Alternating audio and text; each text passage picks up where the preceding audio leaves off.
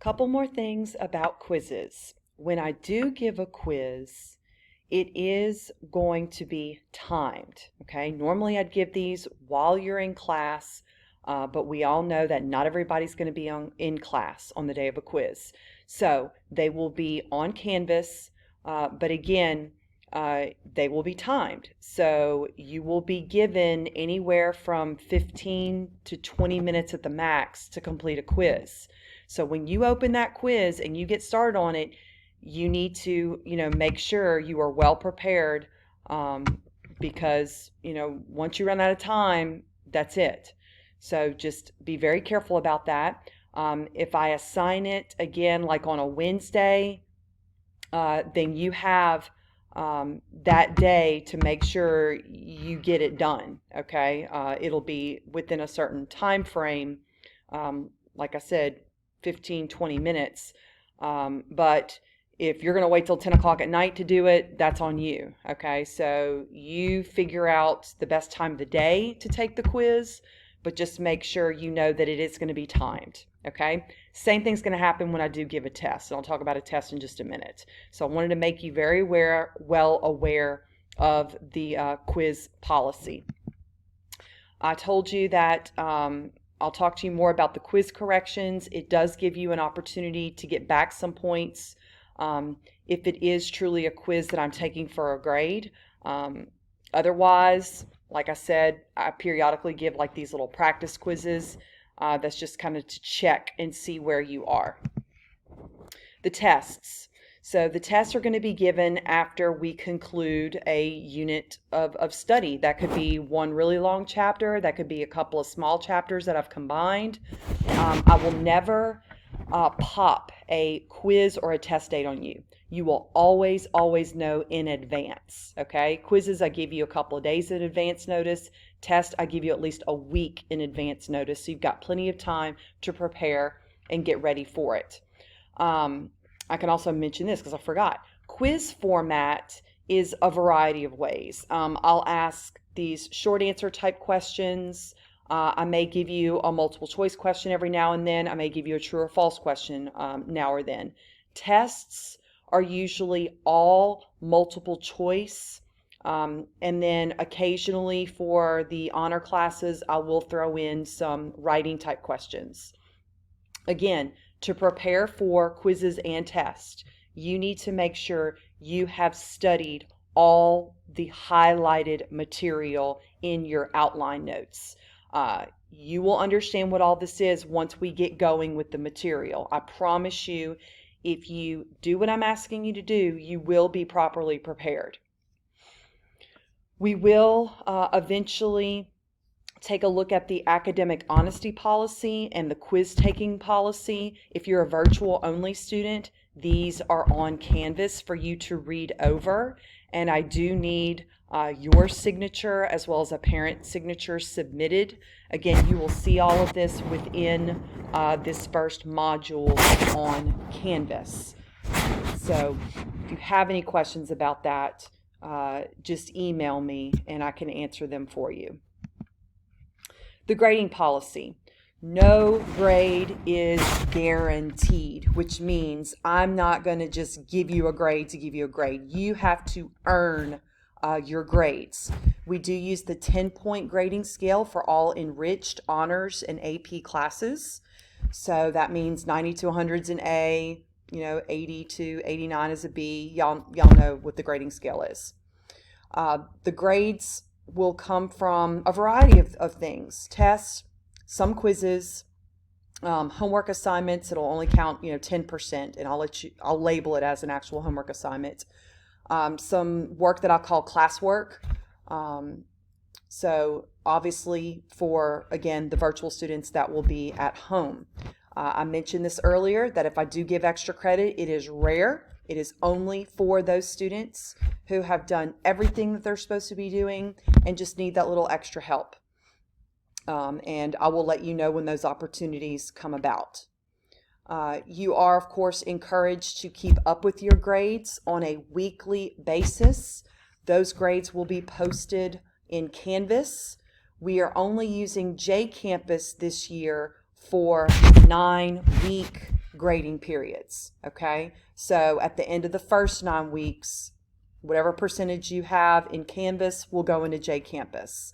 Then by December, whatever grade you have in Canvas will go as your 18-week grade. Then you'll have a semester exam grade, and then you'll have, of course, the calculation of 15% of your exam for your first semester grade. And then we'll start back over second semester, and it'll be the same way, okay? So please make sure you are checking your grades on Canvas weekly. There's a grades tab in the navigation bar on Canvas that you can click on, and your grades should pop up. Absences are your biggest enemy. You do not want to be absent from class. Not only do they have, rules about that, but also there are, certain things that you're missing, and you're just going to put more work on yourself is what's going to happen. If you do miss a day while that you're supposed to be in class, actually physically be here, then you know to go to Canvas and the material will be there for you, okay? If you get sick and start falling behind, make sure you reach out to me and let me know what's going on. Because again, I don't know what's happening, when you're away from school. So please communicate with me. Let me know why you're not doing an assignment, what's happening, so that we can discuss the matter and figure it out together. But it is your responsibility to log on to Canvas every single day and make sure you are completing the required assignments, because that's how your attendance is taken. When you're logging into JCampus and you're completing those modules, which are the lessons, that's how we know that you are here. And those of you that are here in person on your in-person days will be, taking attendance, in person, okay? So you'll also be logging into Canvas from school. So again, all of these things are very important because you don't want to fail a course because of attendance. And believe me, once you've got 3 unexcused absences, they're going to be hunting you down to find out what in the world's going on. All right, let's talk about makeup policy. Let's say you are absent, which means you could not complete an assignment because of an illness, okay? That would be a true absence from class. You are so physically ill you cannot get your work done. You have some kind of family emergency, and that is being emailed to me so that I understand why you are considered, absent, especially if it's on a virtual day for you. That excuse has to be written documentation presented to the school within 2 days of your absence. So my virtual students, you'll need to contact the school and make sure they have written documentation as to why you are counted absent, okay? And what would you be counted absent for? You're not logging into Canvas, you're counted absent, okay?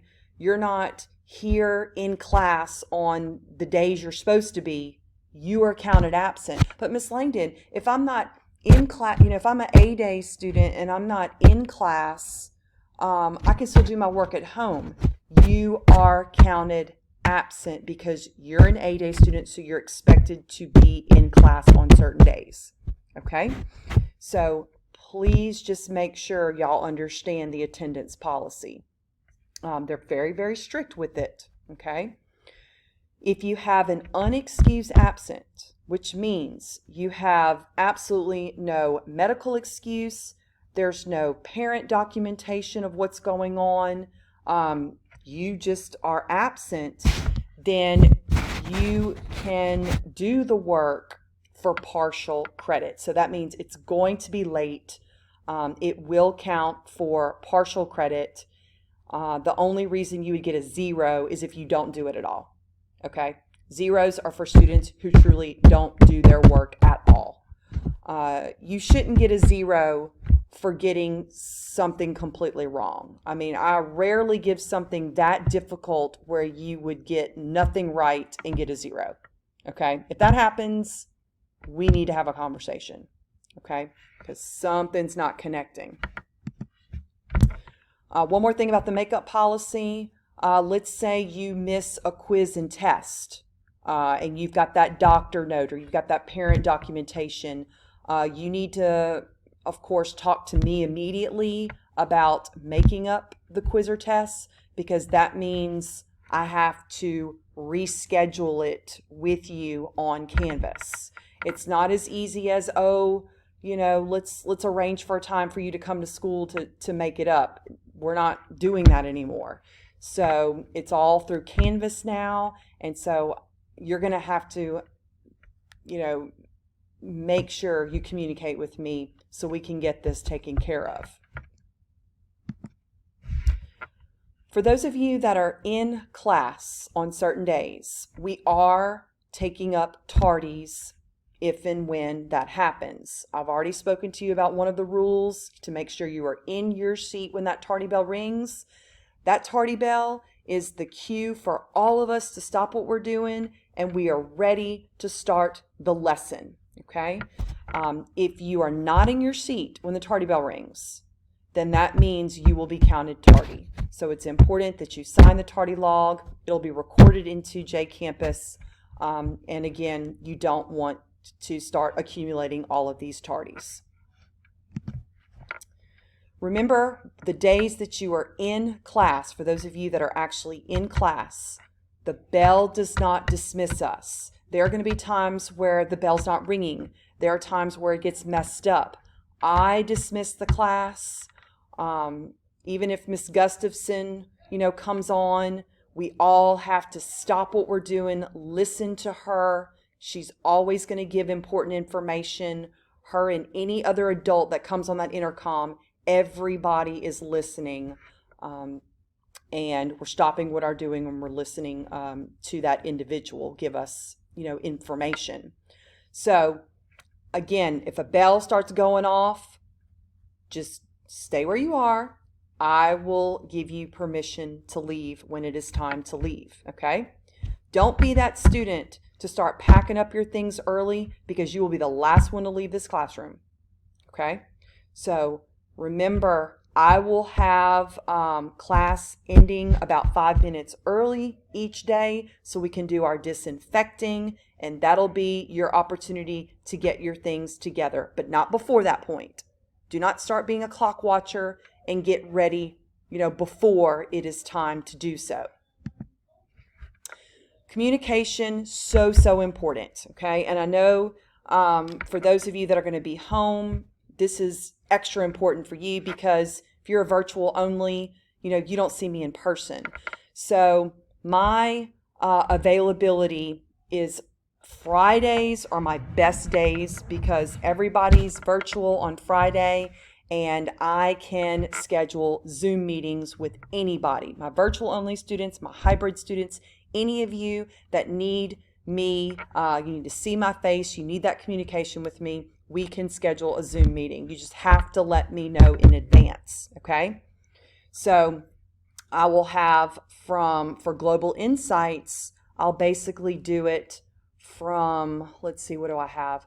1:30 to 2 o'clock, okay? Because 1 to 1:30 is going to be my AP students. So from 1:30